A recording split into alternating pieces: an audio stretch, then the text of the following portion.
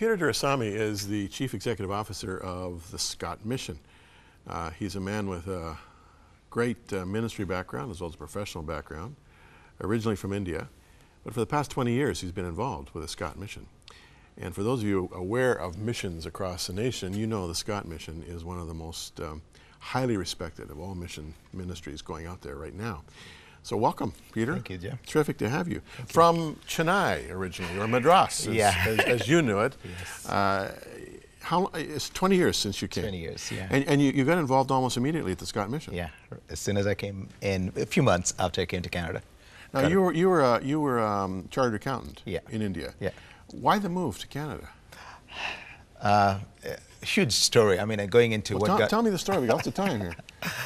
One is basically, I was doing my CA, going back into the days when I was just doing my CA, got out of university, doing my CA, and in India, you've been to India, Jim, tons of gods, whether it's Krishna, Allah, you name it. And in that context, I grew up in a Christian home. And there was a deep down question I had, is Jesus Christ real? Why can't it be Krishna? Why can't it be Allah? Even though I was born in a solid Christian home. And in that time of really wrestling and trying to figure out who this God is, that's when Jesus Christ came into my life in a very powerful way. How did that happen? I went for a youth camp.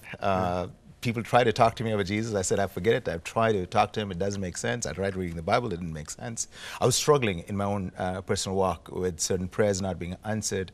But in the last day, they had communion service. And at that point, something happened. I guess it's the Spirit of the Lord just coming in and bursting into my heart.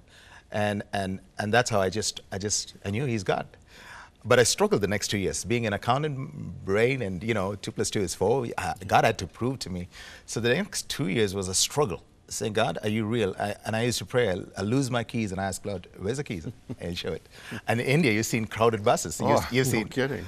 Everything's crowded in India. I'll walk into a crowded bus and I'll say, God, give me a seat. And God will give me a seat. And I traveled a lot as a chartered accountant, and at one time I was getting out of the bus and it was raining while I was traveling, and I said, Lord, stop this rain. As soon as I got out of the bus, it stopped raining until the time I got into the place I needed to go. Like that 2 years was a key place where God just started talking to me, speaking to me. And one of the key verses, Jim, was 1 Kings 18:21. How long will you hesitate between two opinions? If the Lord is God, follow Him. If the Lord is Baal, follow Him. That was in 1979. That's when I said, Lord, I'm yours. I have come to know the King of Kings and the Lord of Lords who made the heavens and the earth, and I'm talking to Him. I said, I don't care, God, what you do with my life, I'm yours. Now, this is an interesting story here, because on the one hand, you're talking about the King of Kings, the Lord of Lords, the one who created the heavens and the earth, and then you're also talking about the God who gives you a seat on a bus. Now, obviously, this is not normative. I need a seat on the bus, I want you to stop the rain, but it's like the Lord providentially is speaking to you at that point in your life in terms that you could relate to at that time. Yes, yes. I think it's a combination. It's a beautiful thing you've touched. I was reading a book of Ephesians 2 days ago, and in 1:3 it says, praise be to the God and Father of the Lord Jesus Christ. Right. For me, I came to know Him as God, the supernatural God, and also as my Father. Right. So that combination touched my heart deeply. And I just said, God, I'm totally yours. Do what you want. Coming down from there, I worked in various organizations. I was a financial director of various organizations, but somewhere down the line, God has always called me for the poor and the needy. The key words there, again, God's touched me, is Ezekiel 22:30. The whole Ezekiel 22 about the sins of Jerusalem and the city, and God looking for people. And 22:30 says, I looked for a man to stand in the gap on behalf of my people. And the verse ends by saying, I found none. And God just triggered something in my heart, and I said, Lord, that verse has got to be changed, because I'm going to be there. You cannot say I didn't find anybody who will stand in the gap. And once I started giving myself over, and God took me away from my secular job, and I joined an organization called EFICO, Evangelical Fellowship of India, Commission on Relief. Traveled to the villages and did a lot of crazy stuff.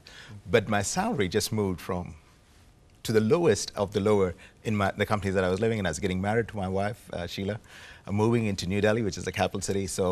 But God had to make me trust Him for finances and also serve the poor.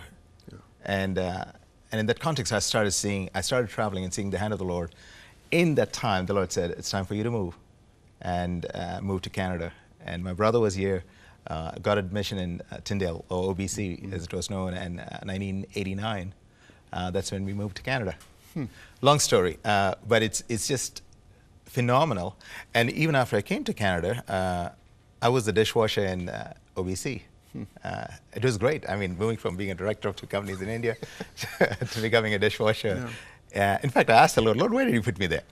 And later the Lord said, you've come to know all the people very quickly because they come and give the plates to you. Yeah. And in a short period of time, I came to know nearly all the students and faculty members in Tyndale. And I actually spoke in one of the meetings. I gave my testimony, and they already knew me.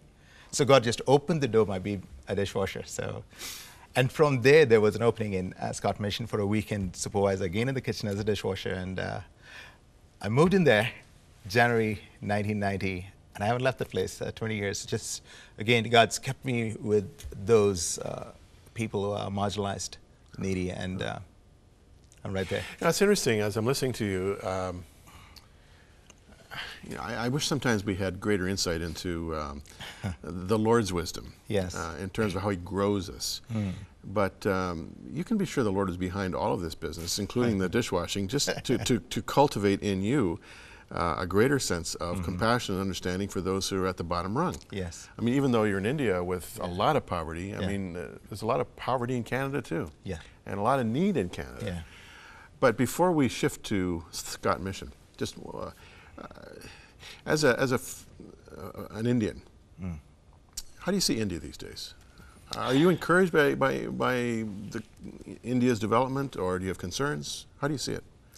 Lots of things happening in India. Definitely economically, I think it's the largest middle-income people of just, I think 400 million people have suddenly become middle-incomers.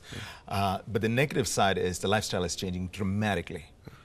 They have something called call centers, and people work in the nights. Right. So there's people are up in the nights, and maybe the wives are working in the daytime. So the whole culture is changing. And with prosperity, the culture changes.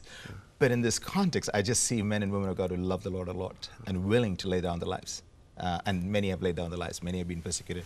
So the gospel is the only answer. Yeah, you mentioned persecution. When I was there not too long ago, there was a major persecution going on of Christians. And in fact, it was so much of a topic of discussion that the newspapers were talking about it, television was talking about it, and the average sort of secular intellectual Indian was very embarrassed by this. But they saw this as some extremist elements in India who were very concerned about the growth of the Christian faith in India. And I saw one professor from one of the universities, I forget which one it was, saying that if the current rate of growth continues of the Christian faith in India, I think he said by 2050 there'd be several hundreds of millions of Christians in India. Sure. Is he right? Yeah, I'm sure. I'm sure. There's many Indians who haven't come out of the closet, if I can say. But it's so wonderful. I mean, when I was there, even 20 years ago, when a Hindu or a Muslim accept the Lord, what they do is they tear the Bible, pages after pages, put it in the notebooks, and that's how they read.